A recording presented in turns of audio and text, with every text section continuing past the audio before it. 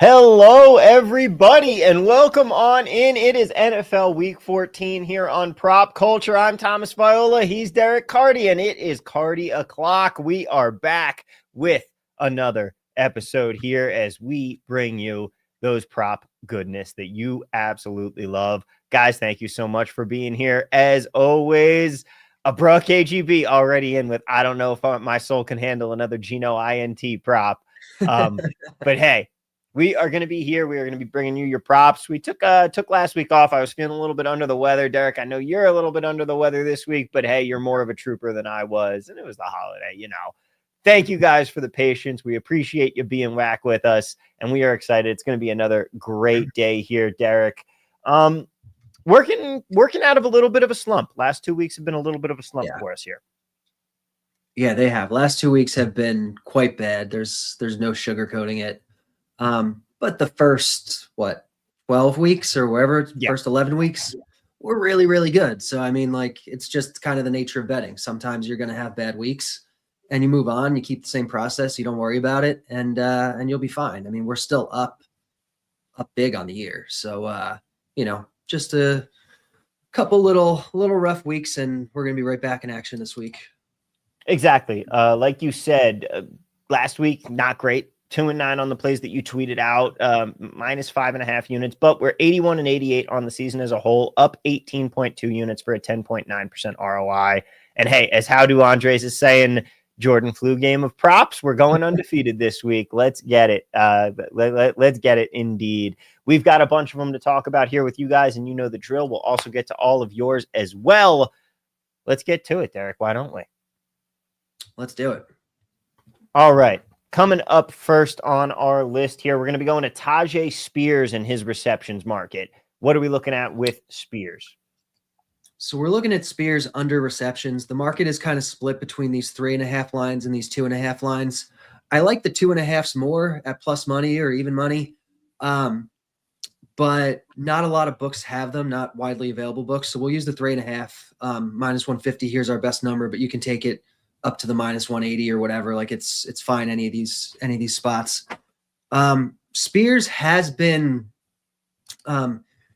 getting more work of late, but the routes aren't really like going way up the way the targets are. I think there's some regression coming. This game projects to be potentially like not a good one. There's some potential snow in the forecast. Spears has a pretty wide man zone split in terms of favoring defenses that play zone, and Cleveland plays man at a very high rate. So I think you put it all together, and this one looks like some solid value. You're paying for it, but you can see the blitz is, almost a reception and a quarter under the line.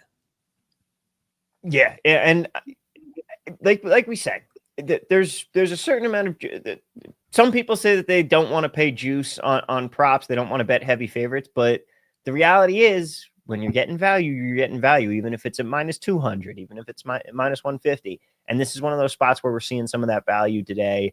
And there are a lot of question marks about everything involved in the Titans. And this Cleveland offense isn't great, but the Cleveland defense is pretty good. Yeah, it is. And like you said, it's really all about, it's not about, well, I can only take, a price up to minus 150 or whatever arbitrary rules people like to come up with. It just is, what is the probability of this happening compared to the probability of the odds? And the blitz has Spears going under 3.5 79% of the time. So at those odds, we are getting good value, and that's all that matters. Exactly. And that value is the thing that we are shopping for. Like you said, it's all that matters for us here. Meanwhile, Seth wants to know, how about the under 2.5 at minus 105? How do we feel about that? I think I prefer the 3.5 if we're going down that low. Mm-hmm. It is okay at that number, but I'd prefer the 3.5. Yeah. I mean, we bet a lot of the 2.5s on this show, but yeah, I still am a little bit with you on that. Is 45 cents really enough value on one reception on such a low market like this? You know what I'm saying? Yeah, exactly. So I think that's where I'm at on it. Exactly. All right. Ooh. What about? Oh yeah, Russian saying you would think that the 2.5 is plus money at that point. If they you're flip, not getting it there. Yeah, if they all flip, if you can get the 2.5 at, plus 120 or plus 130 or something like that, I definitely like that a lot. Mm-hmm. Yeah, so that's something to watch out for. If you get that, if you're getting that plus money, that is something to maybe consider taking on the 2.5. But you have to keep in mind what the value of that single reception is, and that's the thing that you should really be paying attention to here. Yep. All right. All right. And it's off the board at all of his books, so we'll see. And Mark Martin is here, live show for the first time. A little late. What's up, boys? Hey, you just made it in time. We've only been talking about we've only just been talking about one prop here on Taj Spears. We're moving on to our next one now. Manor. We are going to his receptions market, and we are looking at an under there as well. Yep, we're looking at the under here for Manor, minus 110, pretty widely available. DK has it. Titans offense is bad. They spread the ball out so much, even though Manor is technically their number one with Ridley out. He's not really. Like I mentioned, potential snow game against a tough defense. This one looks good to me. So you can see the blitz projecting about a half a reception under. We're getting it at really reasonable odds. So this one projects well. Again, you're able to bet against a very bad quarterback in Cam Ward, going into a very bad weather situation, going up against a very good defense. All of these equate to some Titans unders here. Yeah, that's what we're looking at. Next up, we are looking at Pat Freiermuth, the guy that we have been betting on him all season long, and we have been switching between the overs and the unders. We've talked about it before. The Steelers very matchup based with how they approach their tight end usage. What are we looking at this week on the Muth? Yeah, this is an over Freiermuth week. I like the alts more than the standard lines. You can see Fanatics standard line is a 2.5 at plus 160, and it's showing really good value. If you look at the alts at any of the other books, you should be able to get it around there. I think the best that I found was plus 200 at Bet365.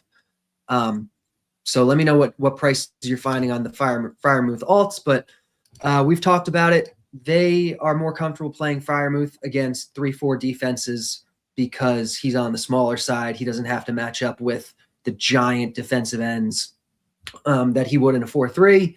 And so they like playing him more in spots like this one this week. So we're looking at his over here.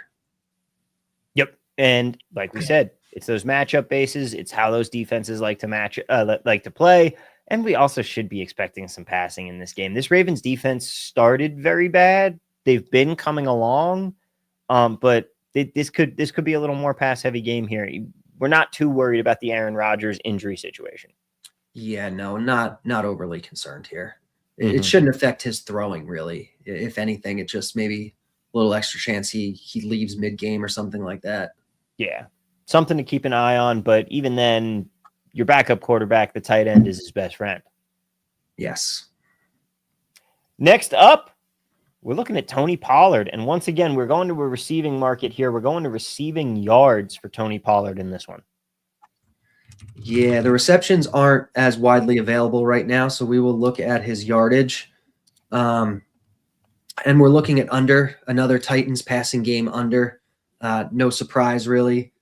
Under 9.5 minus 111 at 365 is our best number. But again, you can see it's a 5-star play down to minus 130 or so. Even the 8.5s are still going to be in play here. So Pollard has been losing route share to Taj Spears for quite a few weeks now. The targets have come down, but probably not as much as they should. And again, for all the other reasons we mentioned in this one, the quarterback play, the weather, the defense, the Pollard unders, the blitz kind of likes every week, and I will definitely go back to him here. Yeah, Russian makes a good point. This is our third bet here in the receiving market. We are fading the Titans pretty heavily this week. We are, yeah. I mean, there's going to be obvious correlation here between them. Personally, I like them enough where that doesn't bother me, because all correlation means is just that you're going to have potentially a wider swing one way or the other, a wider win or a wider loss on any given week. But over time, when you bet a whole bunch of these, it all evens out. It doesn't really matter. So for me, I'm generally fine doing correlative plays like this. If you want to, sit one of them out or do lesser units on them or something like that, that's totally fine. But I think they're all individually plus EV plays.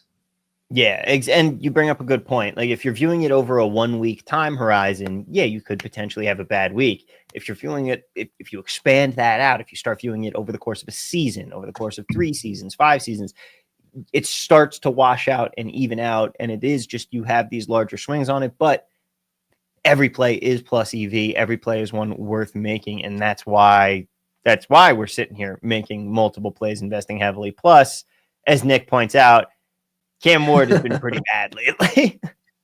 Yeah, he really has. By the way, shout out to Seth saying that Pat Freiermuth one. We've got over 2.5 plus 190 at Bet365. They got some plus 178s out there. So it's moving around just a little bit. If you can still grab it, though, still definitely looking plus money. Now let's go back to that Ravens game. And this time we're going to be going to a bet that has been pretty profitable for us this year. You know, last year we got burned a lot on Saquon Barkley yardage overs. This year we've been hitting I've made all my money back that we spent last year. Oh yeah, on fading both him and Derrick Henry. We're going to Derrick Henry's carry market here.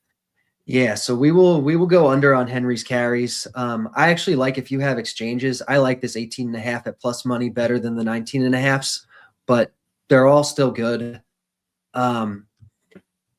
Henry, I mean, it's going to be a fairly slow-paced game here.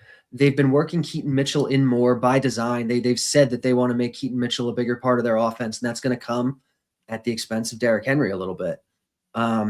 Really, though, 19.5 or even 18.5, it's just big numbers. It's just a big number. You can see the blitz is only projecting about 17 here, and so the under here's the move. Yeah, and I mean, you've got pace of play. You've got the fact that they're trying to work in Keaton Mitchell a little bit more, because let's face it, Derrick Henry's not that young anymore. He's about to eclipse his high school totals. There's a lot of tread on those tires. And also, this Ravens offense has not looked great the last couple weeks. No, overall. It hasn't. I mean, you certainly can't lock them in for a big lead and a bunch of garbage time rushes to run down the clock. That's not a sure thing here. Exactly. And Jar, by the way, wants to know about that Freiermuth. How about a 4-to-1 ladder on 4+ receptions there? I think you could ladder that a little bit. Yeah, I'm okay with that. Yeah. And then how y'all feeling about Shedeur versus the Titans? We will talk about Shedeur in just a little bit here. Don't worry. But right now, let's talk about Jalen Hurts. And we're going to his carries market. We're actually taking an over in the Hurts carries market here. We are, yeah. So we're looking at Jalen Hurts over, what's our number? 7.5. Over 7.5. Yeah, it looks like there's some 6.5s here that are juiced, but I definitely prefer the 7.5. If you can get it around even money or minus 115 or minus 120 or anything like that, you're going to be in good shape here. Earlier in the year, Hurts was really not running a whole lot. They weren't drawing up design runs for him basically at all. And the last few weeks, that has completely changed. They've been drawing up a whole bunch of design runs for him, probably because the team is struggling, because they need to win. Yeah. And so they realize, okay, in these kind of must-win-ish games, let's draw some stuff up for Jalen Hurts and take advantage of it, because otherwise we're going to be in trouble. So I'm expecting that to continue this week. Against the Chargers, it should be a close game. It should be a game that they have to, keep their foot on the gas pedal the whole time. And so I would expect a decent amount of design runs here for Jalen Hurts. Mm-hmm. Loopy Snoopy says, love Henry carries under more than yards. Always seem to break one for 80 when I'm riding yards. I mean, we've talked about that plenty of times on this show, about how those carry markets are much more stable because it's usage based, whereas you get a lot more variance when you're running in yardage. And like you said, a guy can break one and completely ruin your day on one huge carry like that if you're betting those unders. Yeah. All absolutely. Right. All right. Next up here, we've got Taysom Hill. Haven't talked about him much at all this season, but we're looking at his rushing market here. Yeah, we are looking at, am I on the right screen? That's because I'm on the wrong market. Okay, here we go. Looking at Taysom Hill yardage, over 10.5, minus 110 is the best number on the board. You can see the blitz is projecting 25, more than 10 over the implied line here. Hill has kind of had sporadic weeks where Some weeks he doesn't play because it's just a matter, he doesn't play a lot for whatever reason, and then he will play. When you listen to the coaches talk about it, there was a good quote in the Coach Speak Index Discord this week actually about why Taysom wasn't involved more last week. Basically, it's just kind of about like the kind of packages they use him in, and if the game kind of goes a certain way, then maybe Taysom Hill doesn't wind up as involved as he should be. But basically, the takeaway I had from it is don't read into Taysom Hill low usage game because they want to use Taysom Hill. They have packages for him. They're going to do it. They just need the right situations to pop up. And there's no guarantee of that. But I think a 10.5 line for a guy who, we know they want to use and we know he could break this in one run. I think the number's too low, so I will definitely take the over here on Taysom.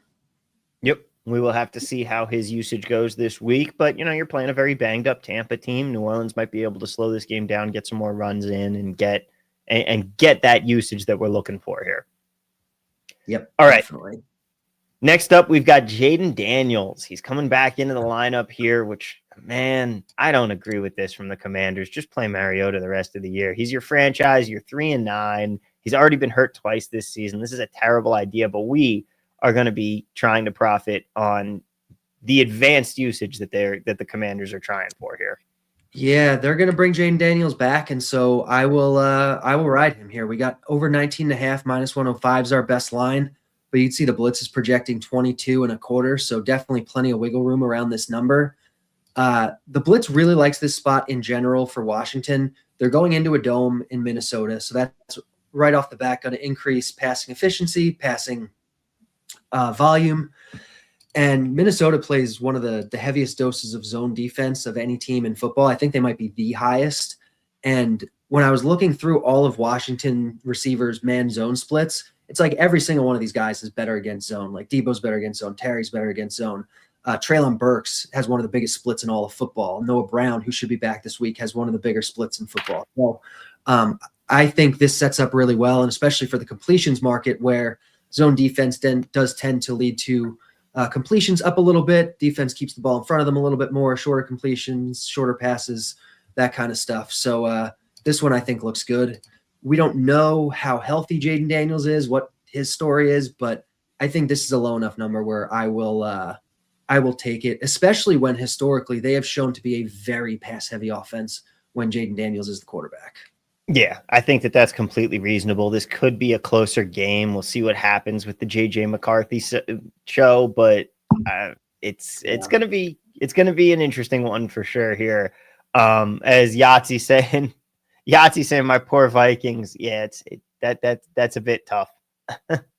It's a tough scene there, but this game should be winnable by both teams and should be a lot closer than we expect, which could lend itself to more Jayden Daniels passing opportunities. Next up, it's time. We've got a Geno Smith prop, but Derek, it's not the interceptions market. No, we're not going to the interceptions this week. I know people have said they don't really like the Geno interceptions. So what do you think about Geno pass attempts? The over 31.5 here, minus 104 at Rivers is the best number. But you can see the blitz is projecting 35. So any of these 31s, even the 32s are going to be fine. You guys need Geno props. So I got to find a Geno prop for you every week. It's as simple as that. Yeah. And hey, you don't even have to bet on him to do well. You just have to bet on him to do things. And I don't think I don't think he's going to get benched because what are you going to do? Bring in Kenny Pickett? I mean, if he hasn't been at this point, I don't see how he's going to be. So he should be in there. He should get garbage time. He should have to throw the ball in this game. That's the angle here. Exactly. So we will see if they air it out with Geno in this one. And he doesn't even have to throw him to his own team. He doesn't even have to throw him to anybody. We just need him to be throwing the ball. All right. We talked about JJ McCarthy for a second there. We're going to go back to it. And Derek, man, if people thought that the Geno props were ugly, wait till they hear this JJ prop you've got this week. Oh, yeah, this one is ugly. But it is ugly at really big odds, and so I will take the value on it. JJ McCarthy over 1.5 passing touchdowns plus 200 if you can get it there is awesome, but it's fine anywhere. You can see the blitz is projecting about 1.5 here, so any of these big plus numbers are going to be good. McCarthy's been bad. He can't possibly be this bad. Like, there has to be some positive regression coming. He's at home. He's in the dome. He has good coaching. He has a good offense. He has good receivers around him. He has a decent offensive line. Like everything says, even if he's terrible, he should still reach a certain threshold. And he hasn't reached that threshold. Like, he has to. And it's a low threshold. I mean, the Blitz doesn't think McCarthy's good. I think the Blitz actually has McCarthy projected talent-wise worse than Cam Ward at this point. Like, it does not think McCarthy is any good whatsoever. But you're going to give me these odds. I'm going to take it. Yeah. Loopy saying this prop hit JJ's first game this season. It's possible. I've seen it happen. And Justin Jefferson was out there saying, it sucks that this season hasn't been as good for them, but it is what it is. You got a young quarterback. You're bringing them along. Maybe this is the week things start to look together here. We will have to find out. But first, we've got one more prop, and then I see a bunch of we've already got a bunch of questions in there, so we will be sure to get to them and answer all of your questions. But we're going to our touchdown scorer. Who do we have this week to score a touchdown? Looking at Dontayvion Wicks this week. We had plus 500, but plus 480 at FanDuel is still going to be fine as the best number. Wicks had a really good week last week. Green Bay's wide receiver core is all sorts of banged up. We don't know if Jayden Reed is coming back this week. It's looking like maybe not. Matthew Golden, I'm expecting probably not to be in again this week.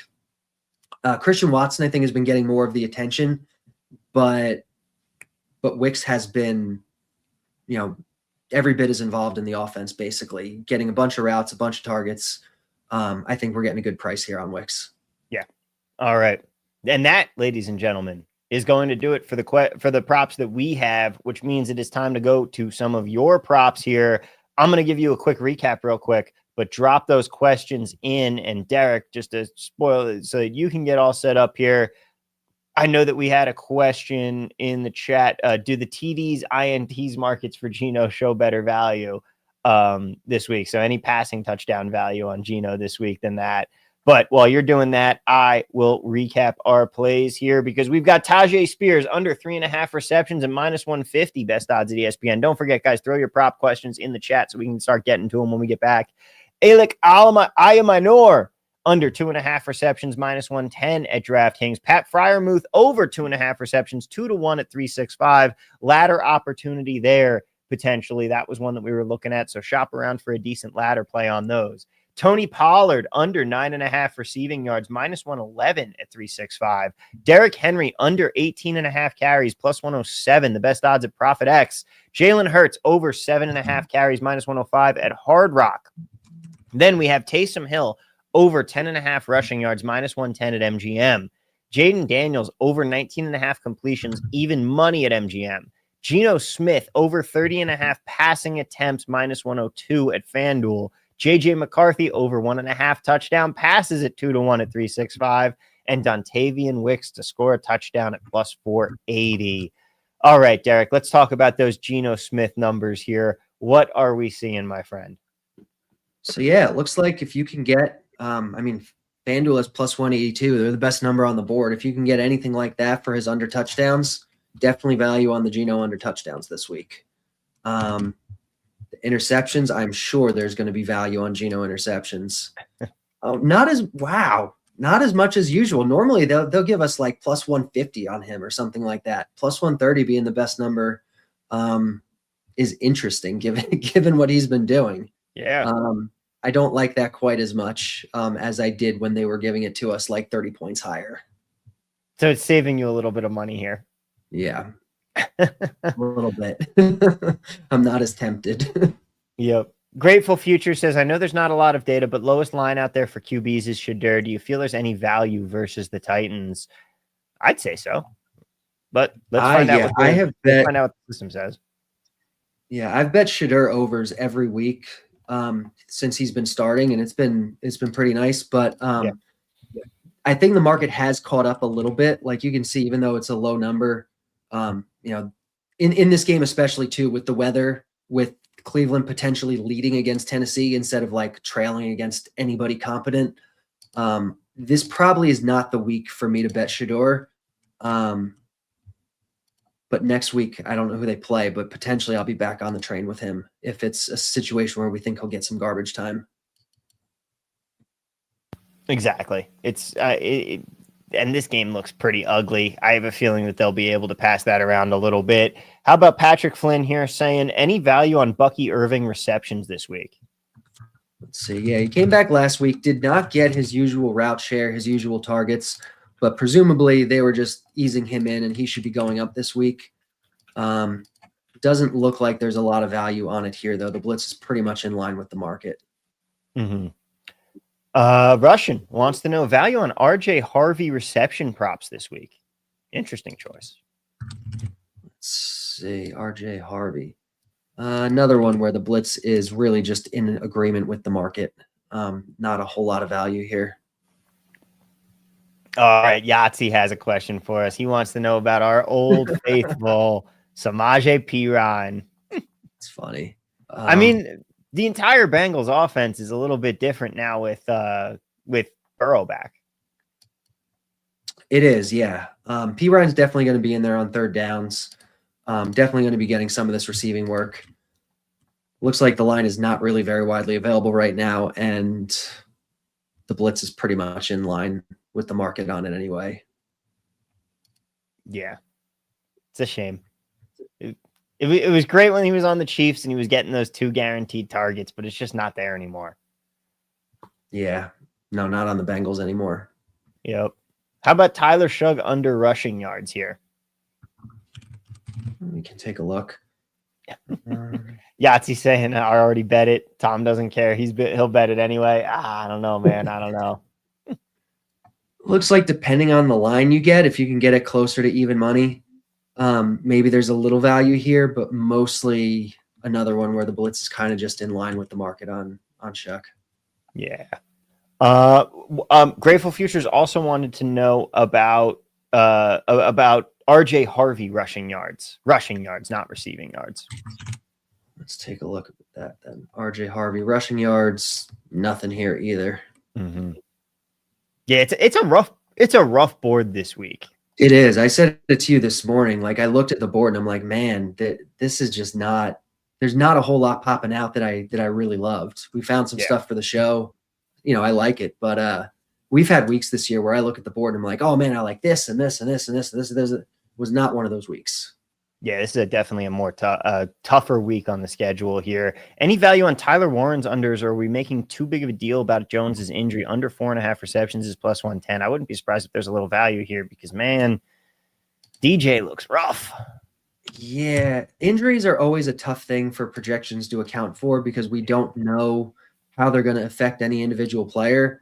Actually, that's the wrong Tyler. Yeah, it looks like there's some value on Tyler Warren unders. Probably not enough for me to go out and bet them, but a little bit. Yeah, it's going to be an interesting play. I see the logic. What Bogler says, what does it tell you that I only have 50 bets at this point? Seriously. Yeah, I'm seeing the board similar to us this week then. Exactly. John Kiss wants to know thoughts on Loveland receptions with Adunze out. Maybe Caleb gives him a few more targets. I could see that. Oh yeah, I would definitely see him getting some more targets. I'm surprised they didn't just yank because this fairly recent news. I'm surprised they didn't just yank him off the board. Looks like a lot of places did. Yeah. Okay. So right now, though, it looks like if these are the actual current lines, the blitz is pretty much in line with them. The blitz is accounting for Adunze being out at the moment. Yeah. My fantasy team is hurting this week with all the injuries and bye weeks. How about Caleb Williams passing attempts here for what's the motto? Because this should be a good Bears game. You can take a look at this. All right. Caleb Williams over 29.5. Yeah, not much here either, guys. I am sorry. Yeah, it's again, it's a little bit tougher of a week here. Bogler saying the board is rough. John says thanks. Hey, my pleasure. It's one of those kind of weeks here. Like we're already through the questions. I mean, we kind of blazed through things. We're sitting here. Normally the show goes 20 minutes longer than this, but it's a tough slate. What else do you guys want us to talk about? Drop your questions in the chat. I'll vamp for a little while longer and see if we get any more. But Derek, sometimes a wise man once told me the biggest advantage that a bettor has is the ability to pass. Every sportsbooks have to put up money. The sportsbooks have to put up a line and take bets. You don't have to bet every single game. Yes. Russian here saying, what's making this week tougher? Books adjusting or just randomly not as good? I'd say it's a combination of certain weather factors for some games, some teams not playing, some injury. Like we've got several teams on bye this week. We've got some injuries. What do you think, Derek? It's tough to know for sure, but I've kind of had a similar feeling the last couple weeks when I've looked at the board, not to the extent that I've had this week, but it seems like it's been trending that way. I'm hoping it's not because books are adjusting. I'm going to be really curious to see what next week looks like, or if we get some stuff pop up throughout the weekend, but I really don't know. Yeah. We will have to find out. We will certainly continue to monitor the situation, and we'll be back with you here next week, same time, same place. You guys know it. Russian says, let's find a ladder, chat. Let's do it. I mean, that Freiermuth one, Andre says, let's just ladder him to 6 receptions.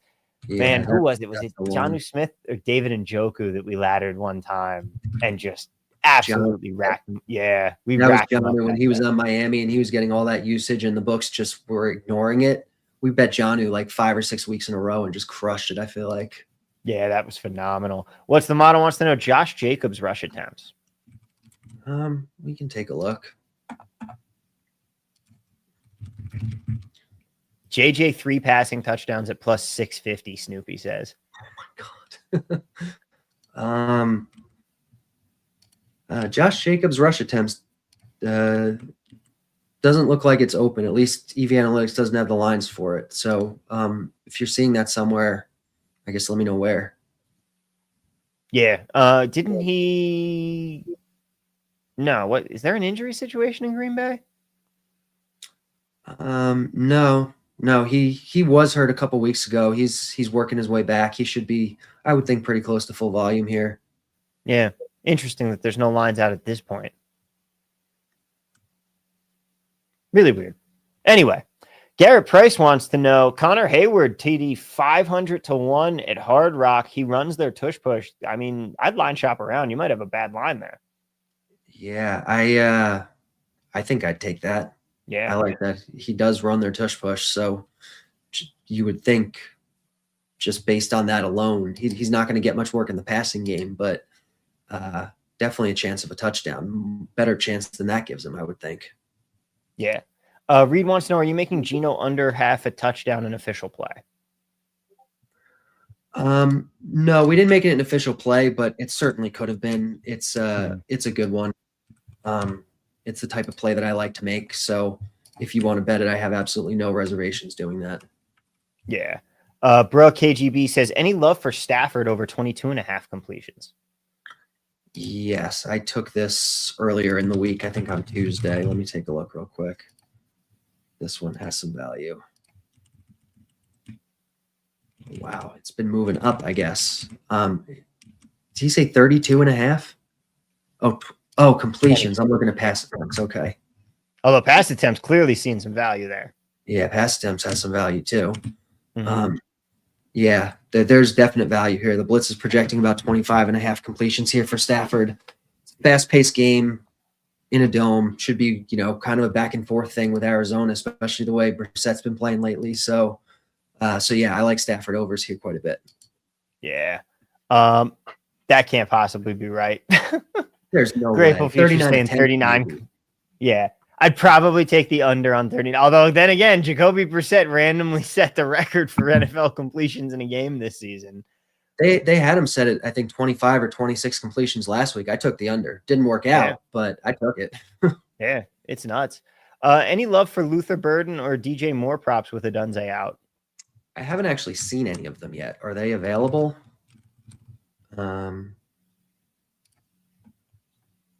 Looks like it does look like there's some stuff here. Let's see. And yeah, Future said that was attempts, not completions. Gotcha. Yeah, that makes more sense. Not a ton of value. I just don't think there's much value. I think it seems like they're pricing that Bears passing game pretty correctly. Yeah, that's what it seems like. Mm-hmm. The one that Bogler. I did. Oh. The one that I did like, the Bears, while we're talking about Bears passing games, Cole Kmet's touchdowns I thought looked good, depending on where you can find it. Like, I think this DraftKings line is off the board now, but if you can get like 900 or 800 or 750, Kmet touchdown I thought looked good. Definitely a chance they run more two tight end sets with the Doomsday out. Feelings on Joe Burrow over rushing yards at 4.5. I think I saw that showing value. I didn't take it yet, but we'll take a quick look.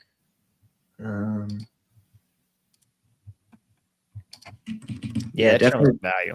Definitely some value on that. So yeah, if you want to take that one, go right ahead. Bogler also says the books are daring him to take McBride under receptions every week, and every week he holds his nose and cries. Yeah. Which is so rough because the blitz loves McBride. Like in fantasy, I thought McBride should have been like a top 10 pick this year, and he was falling to like the 3rd and the 4th round. I have him on all of my teams, and then it's like, we'll bet his under because they're just setting it so high, and he's just being insane. I haven't been betting the McBride ones. I haven't been able to do it. Yeah, like we said last year with Saquon. Every week, the blitz showed an edge on his rushing unders, and every week he was plowing through his rushing totals. This year, it's come back the other way, but it was just one of those last year where we weren't getting that regression in the mean, because sometimes you get those elite seasons out of guys, and that's kind of what McBride's been doing here. And you also have the cocktail of the fact that Jacoby Brissett is actually throwing the football an insane amount, and it all just comes back. It all just comes back and makes it not worth it to take those at this point. Yeah. Yahtzee's saying plus 850 for the Kmet touchdown at 365. That I certainly like. Yeah. Jesse Schul saying, my kids are thrilled I get to work with Steve from Stranger Things. I appreciate it, Jesse. Be sure to check him out on all of our videos, both here on Wager Talk and Picks and Parlays. And of course, tune in on End Zone Live on Sunday morning through the early slate of games. He is on with us. Even though he is braving it, it's like Jesse lives over in Thailand. It's like 3 a.m. over there for him, and he is still up and at 'em with us. He is a trooper, and he's a trooper on all of those shows as well. Appreciate him. He rocks. Loopy Snoopy saying, if the week is life for props, any sides or totals that you're excited about? We don't normally talk much about sides. Is there anything you had your eye on? I mean, if you're betting NFL sides at this point in the week, you're betting into some sharp markets. You are.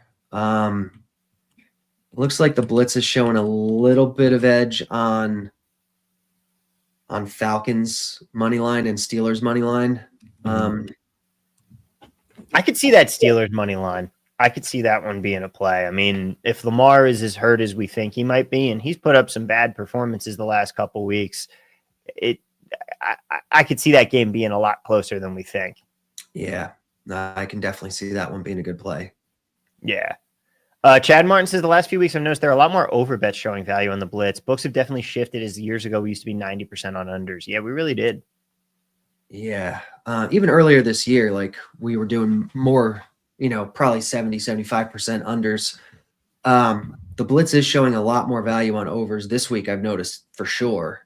But even the last few weeks, I don't know if that's just a matter of books adjusting or just kind of a, something we just see for a couple weeks and then it'll turn back around. I really don't know.